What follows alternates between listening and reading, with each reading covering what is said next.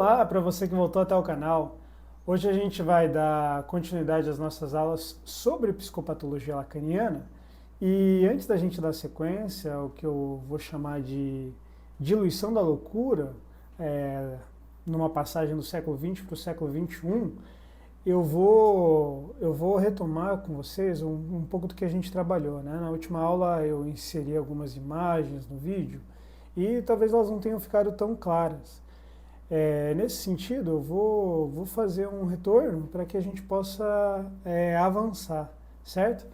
Então, o que foi importante na última aula? Né? Que a gente chegou na concepção de objeto A, que é aquele saber positivo que o Jacques Lacan conseguiu formular a partir de toda essa noção de loucura, né? E a partir da angústia. E uma das imagens que eu inseri no último vídeo é essa aqui, e ela diz respeito à diversidade de dispositivos que a gente pode ter contato a partir de um determinado acontecimento que causa angústia, né?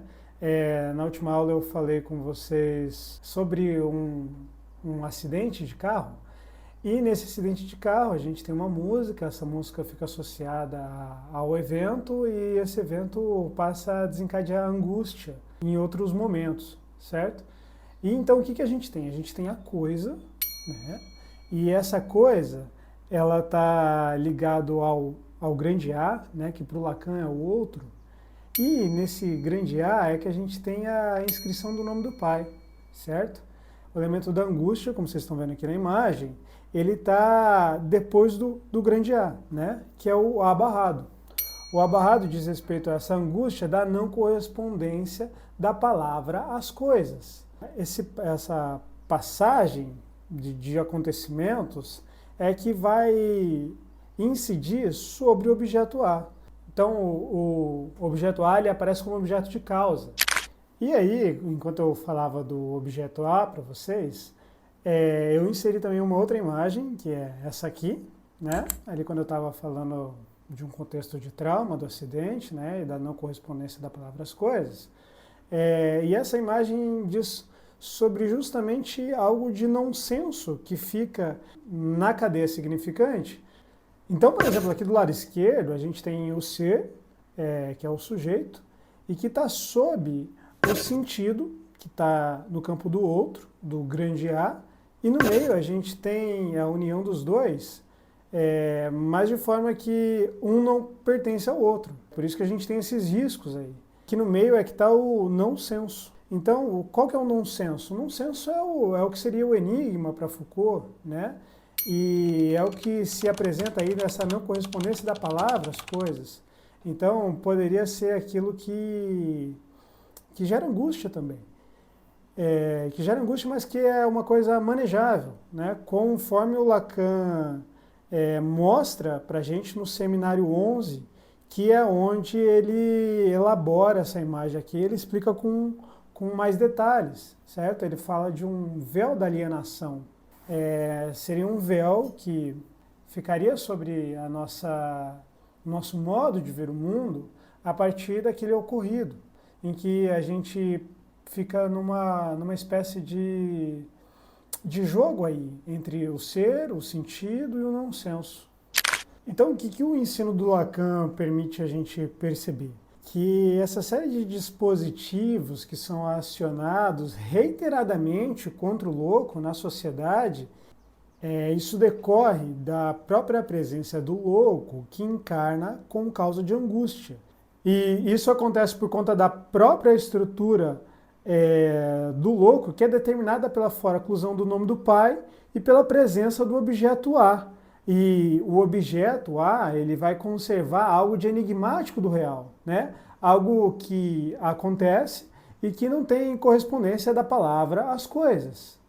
O que o Lacan vai encontrar no ensino do Foucault, modo de interpretação disso que é acionado socialmente contra o louco e que está na estrutura do discurso psiquiátrico, que é uma tentativa de proteção contra o louco, ou seja, uma tentativa de proteção contra a própria angústia, que é uma coisa que é decorrente do exercício da vida.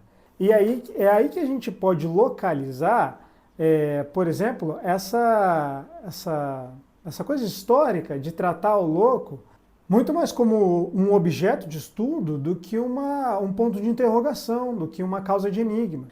O Lacan ele vai apontar, inclusive, que lidar com o louco a partir do seu enigma, a partir daquilo que se apresenta como um ponto de interrogação, seria confrontar-nos com a presença daquilo que é enigmático. É por isso que isso é algo difícil de ser realizado socialmente. E por isso que existe essa construção de várias barreiras aí para que a gente possa chegar na loucura como um enigma. Essa questão lá no ensino do Foucault vai culminar no que ele chamou de sociedades disciplinares. Na sociedade disciplinar, a gente tem uma estratégia de adaptação do sujeito ao meio social. E essa adaptação ela vai acontecer por um mecanismo de autovigilância e de autoobservação. Essa imagem aqui, que é o panóptico Foucaultiano, ela vai representar bem o que é essa sociedade para o Foucault. Porque o que acontece? O panóptico Foucaultiano ele funciona como um centro de observação. Então a gente tem uma arena e no centro dessa arena a gente tem um centro de observação, de modo que em qualquer lugar da arena, desse círculo, que você for ocupar, quem estaria no centro de observação consegue vigiar e observar o que você está fazendo. Na sociedade disciplinar Foucaultiana, a gente vai ter esse mecanismo em funcionamento. Nesse sentido em que os sujeitos passam a ser mais autovigilantes, a autocobrança passa a ser maior e os sujeitos eles passam a se autorrecriminar. Então o que a gente começa a observar? Que controlar e manipular as multiplicidades é mais efetivo do que violentar. A gente tem uma passagem do século XX para o século XXI, que é a passagem da sociedade disciplinar para a sociedade do desempenho.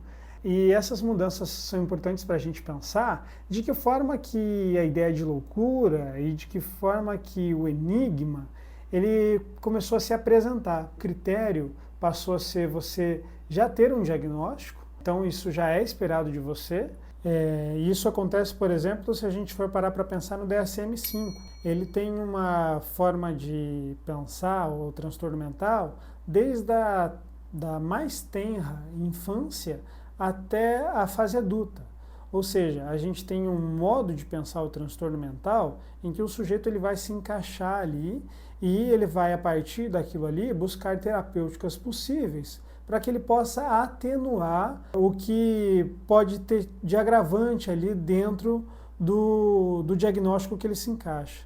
Eu montei um quadro em que fica mais evidente essa ideia da passagem do século XX para o século XXI.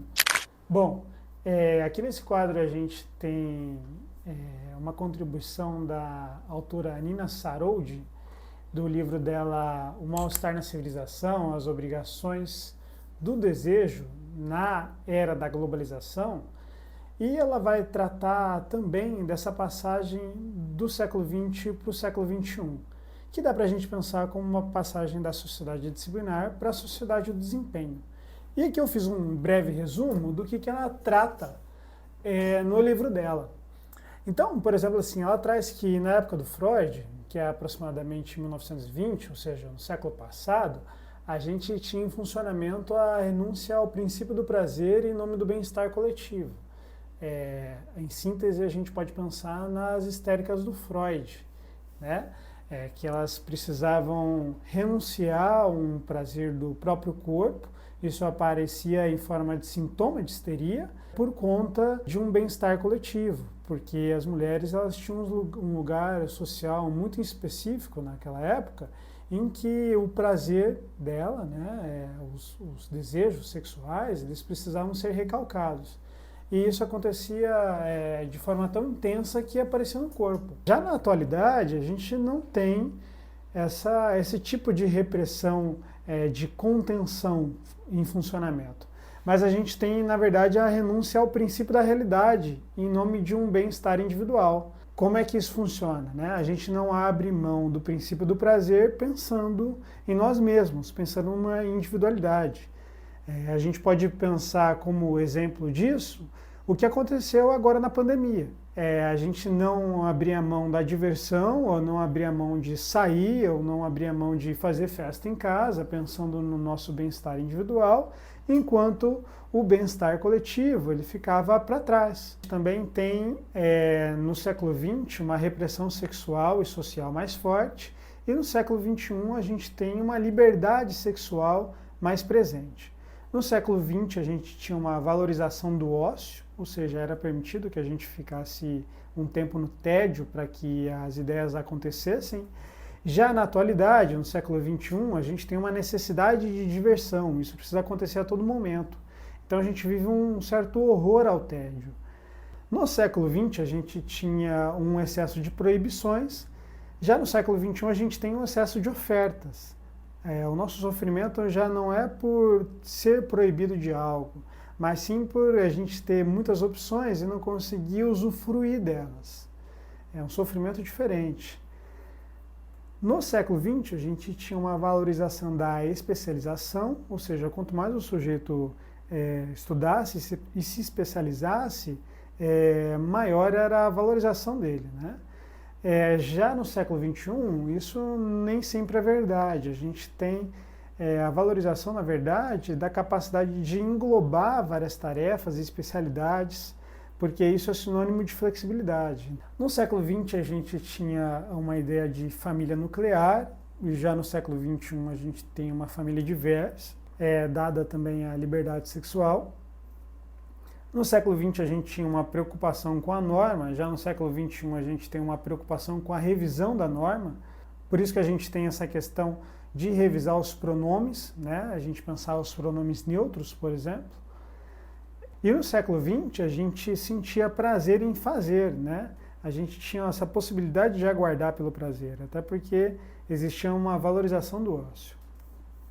Já no século XXI, como a gente tem horror ao tédio, essa necessidade por diversão, a obrigação é por sentir prazer. Essa capacidade que a gente teria de esperar para sentir o prazer, ela é diluída, vou colocar assim. No século XX a gente tinha um funcionamento de um luto elaborado, e no século XXI a gente tem um luto medicado. No século XX a gente tinha uma epidemia de histeria, e agora, no século XXI, segundo a Organização Mundial de Saúde, a gente vive uma epidemia de depressão. Bom, eu espero que tenha ficado claro para você sobre a passagem do século XX para o século XXI e quais são as mudanças de paradigmas que operam na sociedade para que a gente possa pensar as intervenções clínicas, possa pensar as categorias de análise e, com isso, a gente dá sequência às nossas aulas sobre psicopatologia lacaniana. Obrigado e aguardo você na próxima aula. Até mais!